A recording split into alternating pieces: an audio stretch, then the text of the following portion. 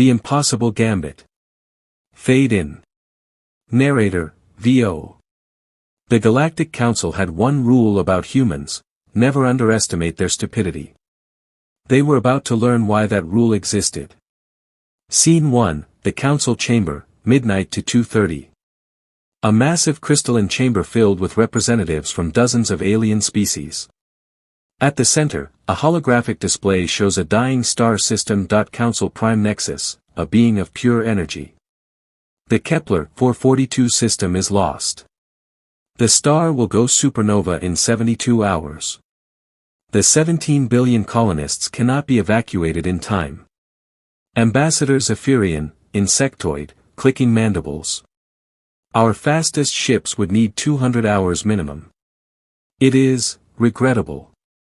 Human Ambassador Chen, standing up, small among giants. What if we don't evacuate them? Silence.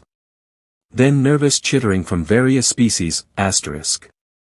Ambassador Zephyrian. Human Chen, your species' inability to accept reality is well documented, but... Ambassador Chen. What if we move the star instead? Complete silence. Then explosive laughter from multiple species. Council Prime Nexus.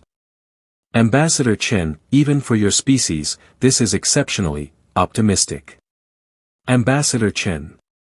Give me 24 hours to present a plan. If it's impossible, we'll start the evacuation. Council Prime Nexus, after a pause. Very well. 24 hours. Scene 2, Human Engineering Bay, 2:30 to 6 o'clock. A chaotic scene of humans working frantically with holographic star charts and equations floating everywhere. Dr. Sarah Martinez, astrophysicist, exhausted. Chen, this is insane. You can't just nudge a star. Commander James Wright, military engineer. Actually, pulls up a hologram. What if we don't nudge it? What if we give it a reason to move? Dr. Martinez. James, stars don't have motivations. Commander Wright.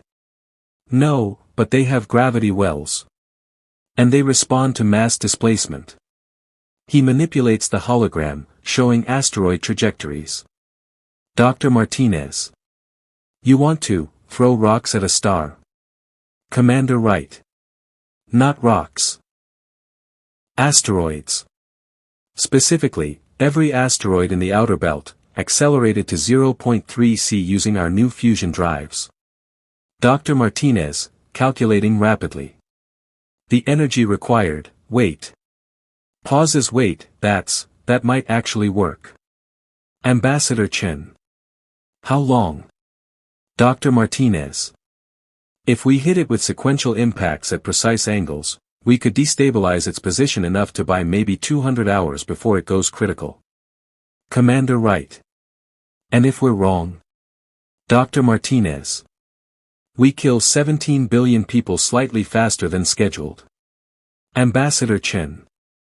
So. Tuesday, then. Let's do it. Scene 3, the presentation, 6 to 9:30. Back in the council chamber. The holographic display now shows the human plan. Ambassador Chen. Ladies, gentlemen, and energy beings of the council. We present, Operation Stellar Billiards.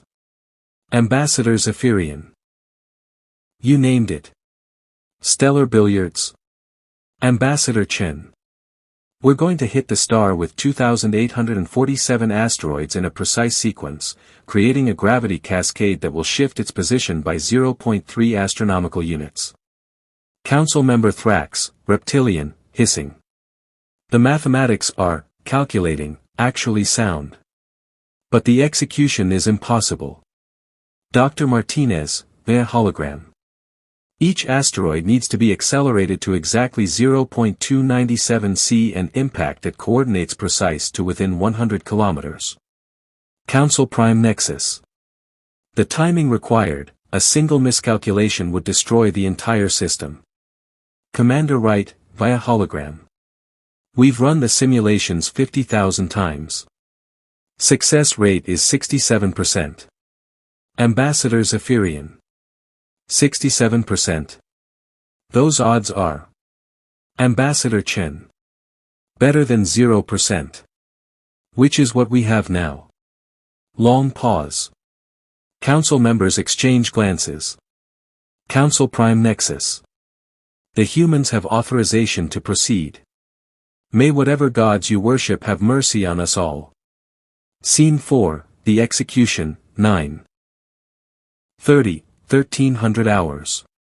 Split screen showing the human fleet and the doomed star system.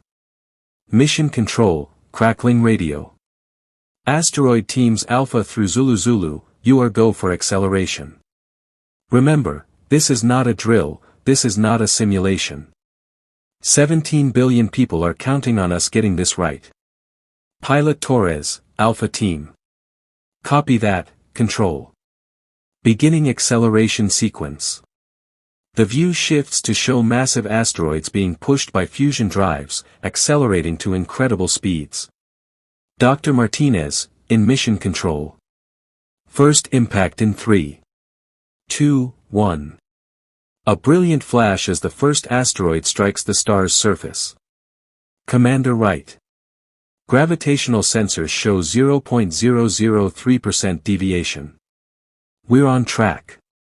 Montage of asteroids striking the star in sequence, each impact precisely calculated. Mission control. Impact 1424 successful. Stellar position shift now at 15 cents. Dr. Martinez. We're actually doing it. We're actually moving a star.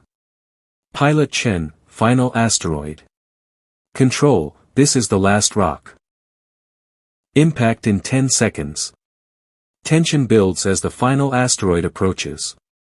Pilot Chen. Impact. Direct hit. The star visibly shifts position in the holographic display. Dr. Martinez. Stellar position, 31 cents displacement. The inhabited worlds are now outside the supernova blast radius. Cheers erupt in mission control. Scene 5, Aftermath, 13 to 1500 hours. Back in the council chamber, 3 days later. Council Prime Nexus. The star went supernova exactly as predicted. The inhabited worlds experienced only minor radiation increases. All 17 billion colonists survived.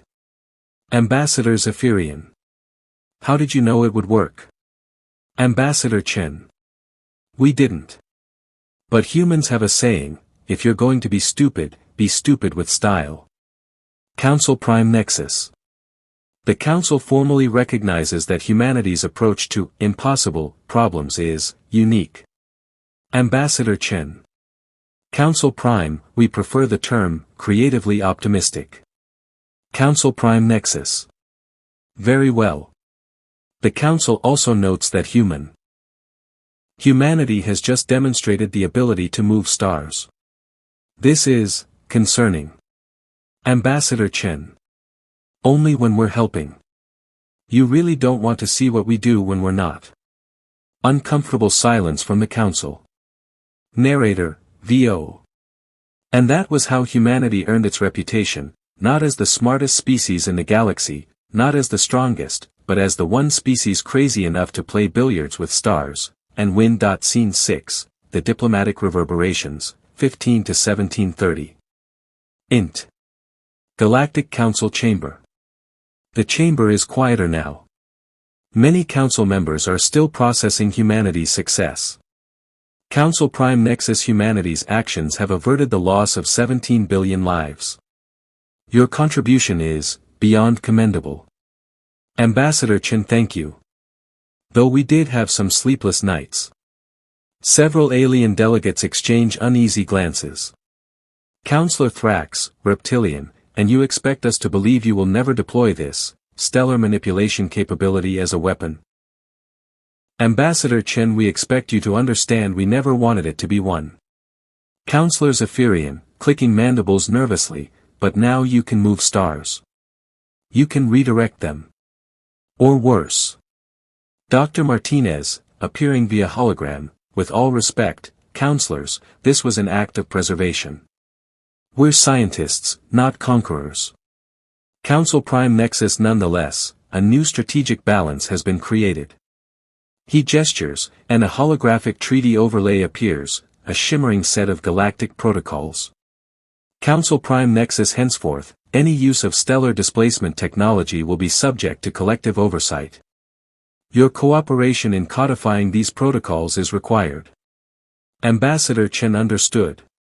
We didn't come here to terrify the galaxy. Though, that does seem to happen a lot. Scene 7, Humanity's Reflection, 1730 to 2000 hours. Int. Human Mission Control, Earth Orbital Platform. The enormous observation deck overlooks Earth's curve. Chen, Martinez, and Wright stand together, exhausted but proud. Holographic news feeds from across the galaxy replay footage of the operation. Dr. Martinez, do you think they'll ever trust us again? Commander Wright, trust isn't really our strong suit. Survival is. Ambassador Chen, they don't have to trust us. They just have to understand us. And understand that sometimes, impossible is just a word we haven't disproven yet. Martinez leans against the railing, watching the feeds. Dr. Martinez, I keep thinking about all those people on Kepler 442c, staring up at their sky as we move their star. Commander Wright, that's what makes it worth it. All the risk, all the second guessing. Ambassador Chen, and all the new rules the Council will write because of us. They share a wry smile. Dr. Martinez, humans, creatively optimistic since 2084. Commander Wright will put it on a recruitment poster. Scene 8, an unexpected proposal, 20 to 2300 hours. Int. Galactic Council Chamber, Private Annex. Chen enters a smaller chamber lined with translucent data obelisks. Council Prime Nexus waits alone. Council Prime Nexus Ambassador Chen. I wish to speak without the full assembly present. Ambassador Chen, I'm listening. Council Prime Nexus, your species has demonstrated a unique perspective on existential threats. Ambassador Chen, some would call it reckless. Council Prime Nexus, some would. But in times of crisis, perhaps it is precisely what is needed. There are other stellar phenomena threatening inhabited worlds. Chen's eyebrows lift. Ambassador Chen, you want us to help again. Council Prime Nexus, not just help. Lead. The Council proposes the formation of a joint task force, an emergency response initiative to confront the impossible. And we want humanity at its helm. Chen takes a slow breath. Ambassador Chen, you're serious. Council Prime Nexus, I have come to believe that no other civilization would dare attempt what you have already proven possible. Chen glances around the chamber, considering. Ambassador Chen, will need autonomy. We'll need resources. And you'll have to accept that our methods might make you uncomfortable. Council Prime Nexus, we accept that discomfort may be the price of survival. They look at each other in understanding.